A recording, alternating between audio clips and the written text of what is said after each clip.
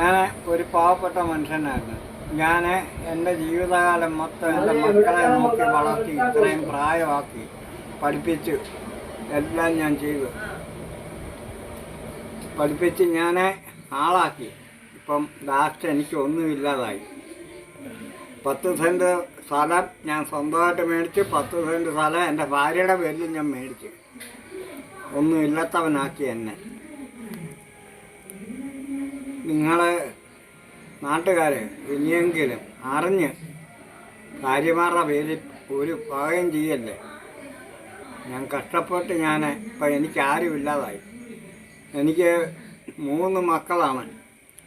3 മക്കളിൽ മൂത്തവളെ അവളെ വീതം അവൾ മേടിച്ചു, ഏറ്റവും ഇളയവളും വീതം മേടിച്ചു. രണ്ടാമത്തെ മോക്കൊന്നുമില്ല.